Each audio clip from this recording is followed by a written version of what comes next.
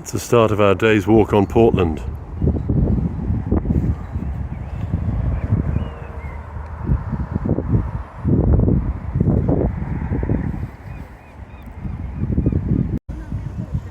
Looking over the harbour where all the sailing events for the 2012 Olympics took place. Here are the Dauntless Dozen. Yeah. Just looking at a genuine dinosaur footprint on the stone. The Verne Citadel with a prison hidden behind the green banks. This bridge crosses what was part of the old so-called Merchants Railway. You can see up there another bridge it used to go under, and this carried blocks of quarried stone down to the port. There's almost a path down there, but just parallel to the Merchants Railway is one I prepared earlier. Well, not quite, but a path we can go along where an old horse-pulled tramway used also to carry stone. It's just in here. That's where the road goes over the top. It's a little bit secretive, this path. Portlanders tend to think they're the only ones who know about it.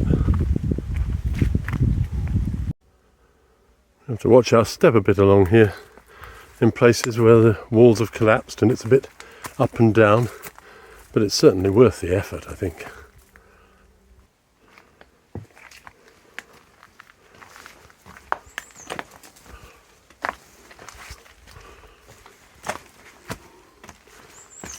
And after a few minutes exploration along this path, we get the option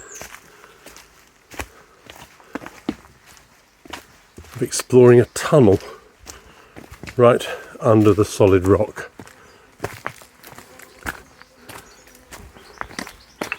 Here's the entrance.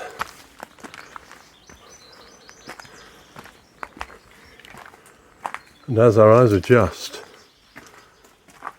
we can begin to see light from the far end. It's not a long tunnel. It gives us a feeling for some of what the quarrymen have experienced down the centuries here. Here we are, all emerging from the tunnel. I'd never before seen this sunken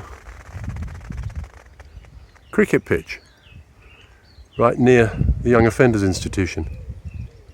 A rather hazy view today of East Dorset, the so-called Isle of Purbeck that isn't an island. And there the edge of Portland Harbour with the breakwater.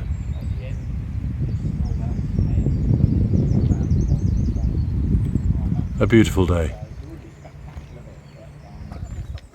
Back on the southwest coast path and going steeply down at the moment.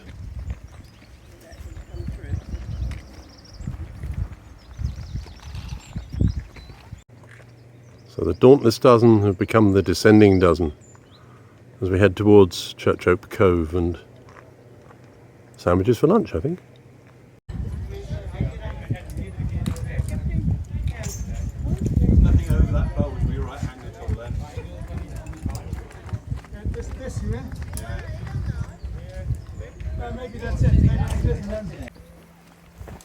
An ammonite set into the paving, and then a view down over Church Oak Cove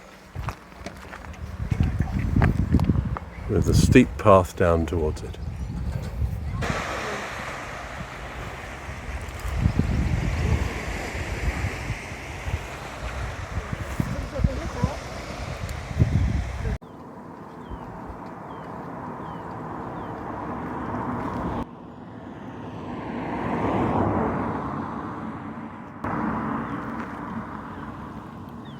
Just rejoined the road for a short distance.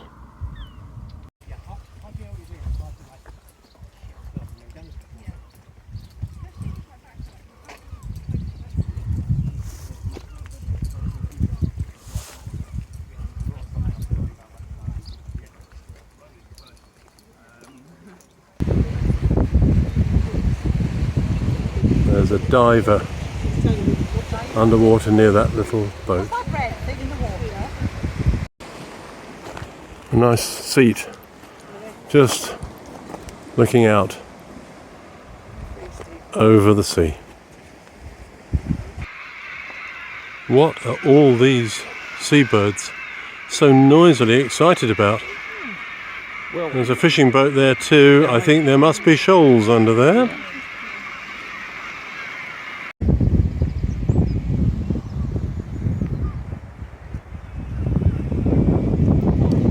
Bit of industrial archaeology there, where they lowered chunks of stone onto barges. Two lighthouses just peeping over the top of the rising land. The one on the right is now a bird observatory, the one on the left still the functioning lighthouse out at the end of Portland Bill. This is the Thrift, one of my late mum's favourite flowers. Sea pink, sometimes called, or sea thrift.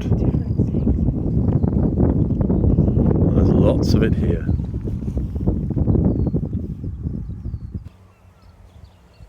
And two lighthouses in this view. The bird observatory and then the oldest one, just peeking out at the top of the hill, now part of a private home. Portlanders love their horses. There are little ponies in fields all over the island. We suffered a plague of flies like these.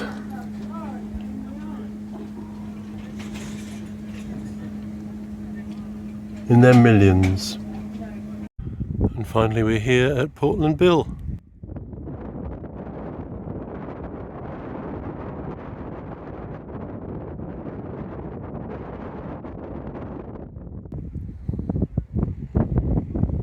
Here we are in Tout Sculpture Quarry with all sorts of things, from this fun little face to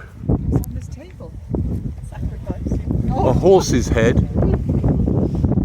I think, and a rather lovely mermaid. All kinds of sculptures just dotted around here. There's a rather fierce dog.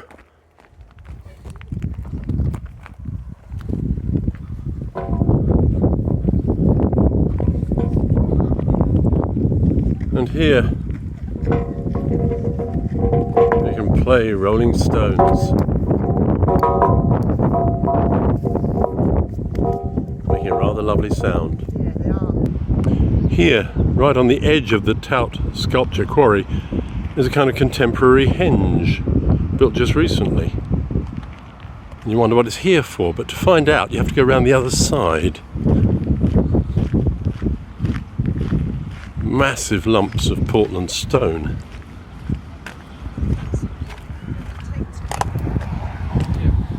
And here we are.